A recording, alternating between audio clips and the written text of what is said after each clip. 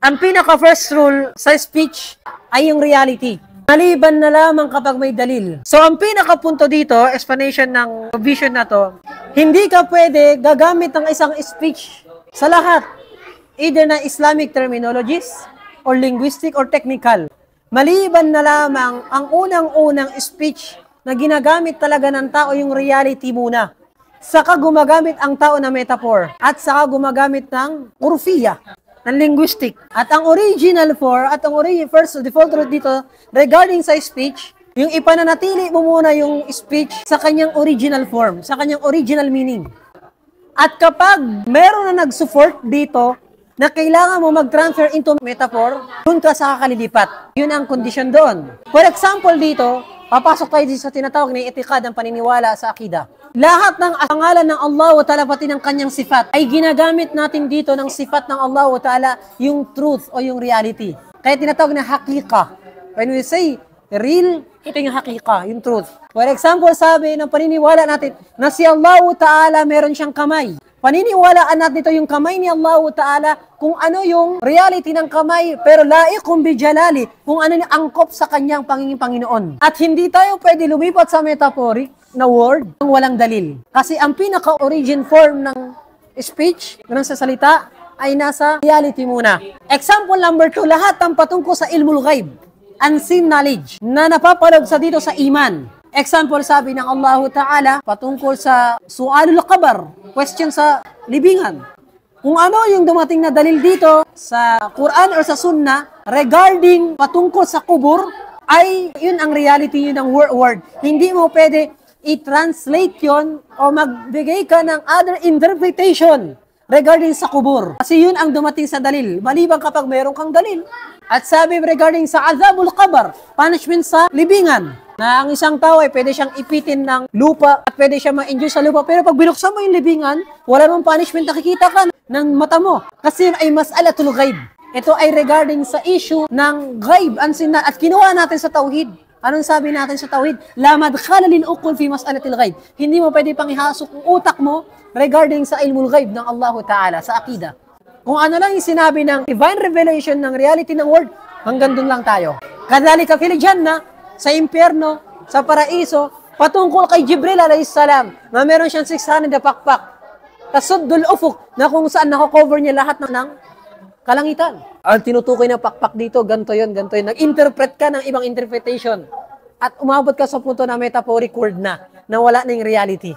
So hindi ka pwede pumunta sa iba, kasi wala naman evidence na nag-support sa'yo patungkol dyan. Sabi sa number 41, la majaza, walang metaphoric, fi ghaibi, unseen knowledge. So, ibig sabihin nito, hindi ka pwede pumunta sa majaz kapag nasa regarding sa issue ng itikad ng akida sa ilmul ghaib.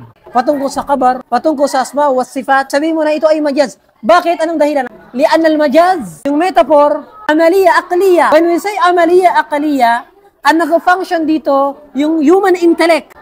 At gagamit ka lang ng majaz kapag understood na sa utak mo yung reality, yung truth, yung hakika. For example, sinabi natin dito na may nagkhutba ng layon sa masjid. Naiintindihan ba na compromise ba ng utak ng isang tao na nagkhutba talaga sa mimbar ay isang layon? Ano yung unang pagkakaunawa mo? Matapang. At gumamit ka ng majaz dito ng metaphor nung naintindihan mo na yung nung naging understood na sa yung reality ng word. So, ibig sabihin, hindi ka pwede gumamit ng majaz kapag hindi mo nag-iintindihan muna yung reality ng word. Kasi bakit? Yung majaz, yung metaphor, ito ay amaliya. When we say, ito ang gumagamit lang na metaphor, yung human intellect lang kapag understood na sa kanya yung reality ng isang speech. For example, si Allah Ta'ala, lahu yadan, meron siyang dalawang kamay.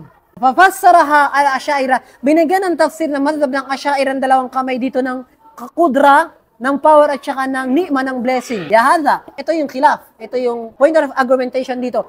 Paano sila pumunta sa majaz? Samantalang hindi naman nila naintindihan yung hakika ng kamay. Fa'akhta'u, nagkamali sila dito li'an na ta'awalu, nagbigay sila ng ta'wilat, ng interpretation. Ng interpretation, hindi mo na naintindihan yung reality at pumunta agad sila sa majaz. Lidhalika, fa'attalu, kanilang inabolish yung mga Asyaira lahat ng sifat ng Allah Ta'ala sa kanyang sarili. Inabolish nila yung mukha ng Allah Ta'ala, inabolish nila yung mga sifat ng Zatiyya, ang madhab ng Asha'ira, fata'awwalu fa'attalu, nagbigay ng interpretation at inabolish nila dahil sa pagkakamali nila sa interpretation nila. Inabolish nila lahat ng sifat ng Allahu Ta'ala sa kanyang sarili. Inabolish nila ang mukha, inabolish nila ang kamay, inabolish nila ang mata, inabolish nila ang paa. At naniwala sila si Allahu Ta'ala walang ganon. Kaya nga naniniwala sila, Allahu mawjud bila makan. Si Allahu Ta'ala ay nandyan siya pero wala siyang lugar. Wala sa arsh. Wala, basta nandyan siya. Li'annahum ta'awwalu fata'awwalu, ista'malu al-aqal, ginamit nila yung nag-overuse sila sa utak nila.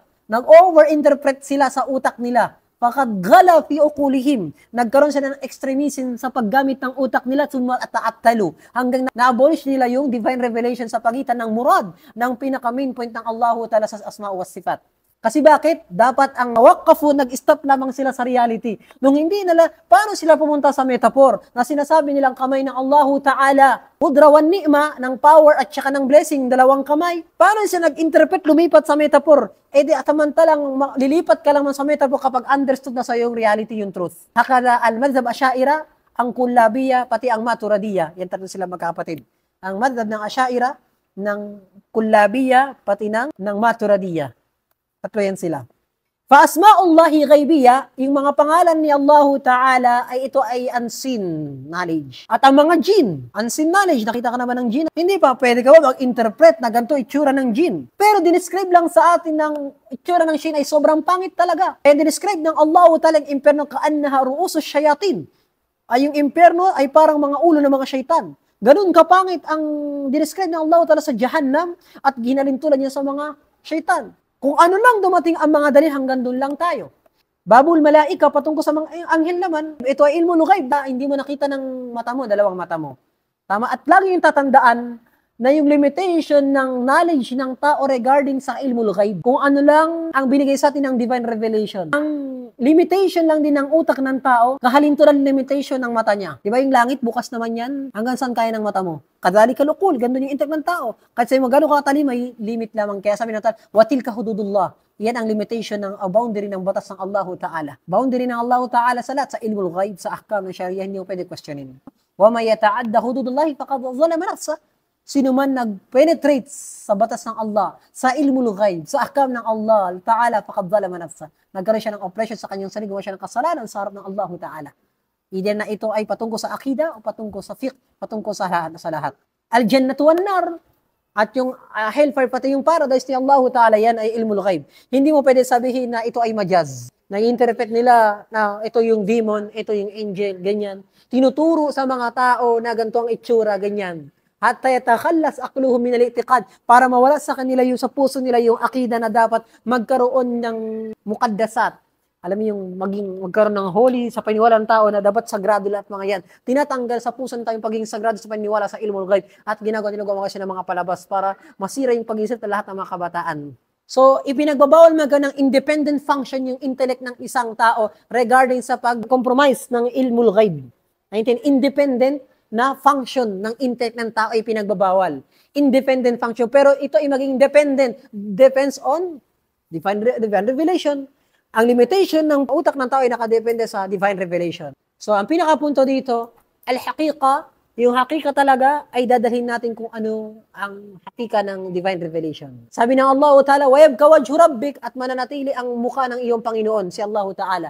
Pagkatas ng yawmul qiyamah, na gugunawin ng Allah Ta'ala yung dunya, papatayin niya lahat, at matitira lamang si Allah Ta'ala, وَيَبْكَ وَجْهُ رَبِّكَ, at mananatili lang ang mukha ni Allah Ta'ala. At ang mukha dito, ang tinutukoy dito, si Allah Ta'ala mismo. Hindi lang tinutukoy dito ang mukha. So, fata'awwalu al-Asha'ira, dito nagkaroon ng interpretation ng mga Asha'ira, ito hindi mukha. Ito ay ganto. Kasi bakit mukha? Ibig sabihin, mukha lang.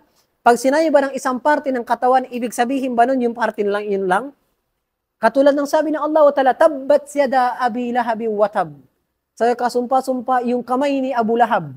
Ibig sabihin, yung kamay lang niya makapasok sa impyerno? O mismo siya makapasok sa impyerno? Ida, ushira, kapag binanggit ng Allah Ta'ala isang parte ng katawan, ang tinutukoy doon kay Abu Lahab, mismo makapasok siya ng impyerno. Kadhalik ang Allah Ta'ala, sinabi niya mananatili ang kanyang mukha, ang tinutukoy si Allah Ta'ala. Talagang meron siyang mukha, tinutukoy doon ay si Allah Ta'ala, kanyang sarili.